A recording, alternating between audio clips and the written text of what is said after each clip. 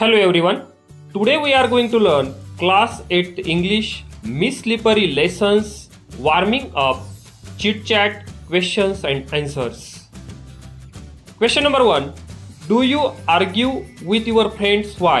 तुम्ही तुमच्या मित्रांसोबत वाद घालता का आणि का? त्याचा answer Sometimes I argue with my friends when I do not like their opinion or point of view on some things.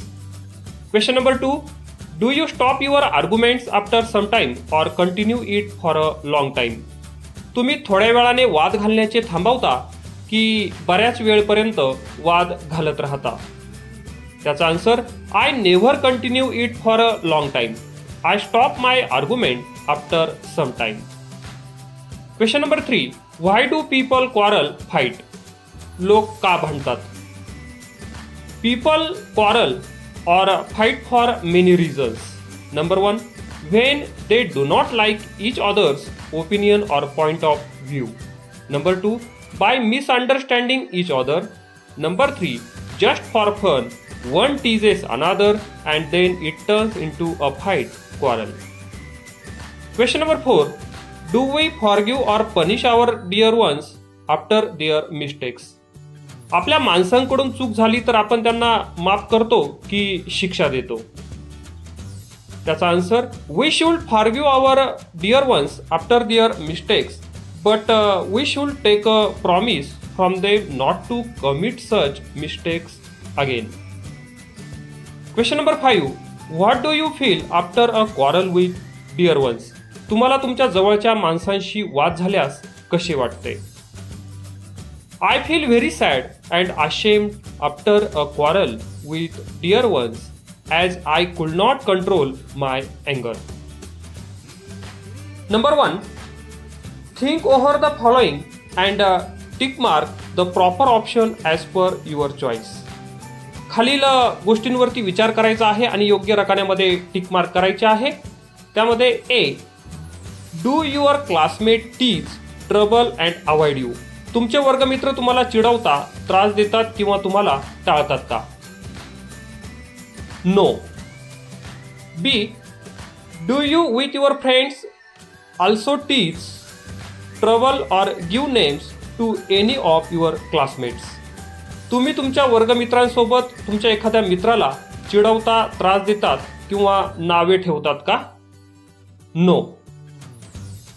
C. How do you handle the teasing? तुम्हाला कोणी चिडवले तर तुम्ही तो प्रसंग कसा हाताळता? इग्नोर म्हणजे दुर्लक्ष करतो. D. How do you handle your self when punished in class?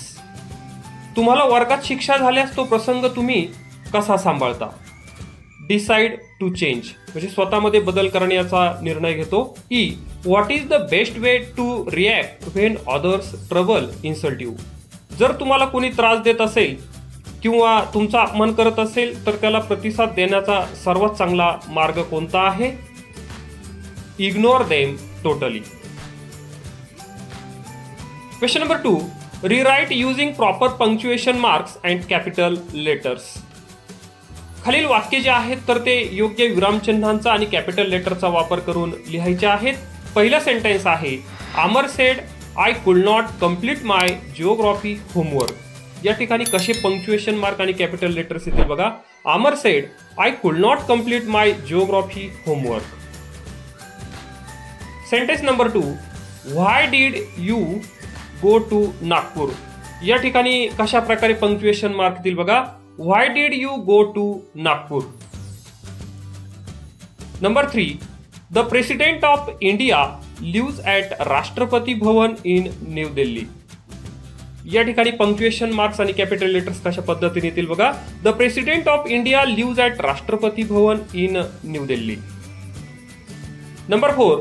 What a loud explosion that was? या ठिकाणी पंक्च्युएशन मार्क्स कशा पद्धतीने येतील बघा. What a loud explosion that was. Number 5. Physics, chemistry, zoology and botany are branches of science. या ठिकाणी punctuation marks कशा पद्धतीने येतील बघा. Physics, chemistry, zoology and botany are branches of science.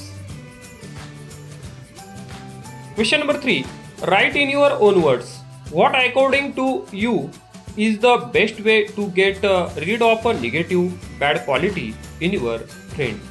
तुमच्या मित्राचा किंवा मैत्रिणीचा वाईट गुण नष्ट करण्याचा सर्वोत्तम मार्ग कोणता ते तुमच्या स्वतःच्या शब्दात लिहा. त्याचं answer: I will help my friend by following ways. Number 1, I will tell him her to be creative. Number 2, I will help him to change the tone of his her thoughts. Number 3, I will tell him her to concentrate what makes the thought negative and try to remove it. Number 4, I will tell him her the advantages of positive thinking. Number 5, I will advise him to practice pranayam. Thanks for visiting to our channel. Please like, share and subscribe our channel.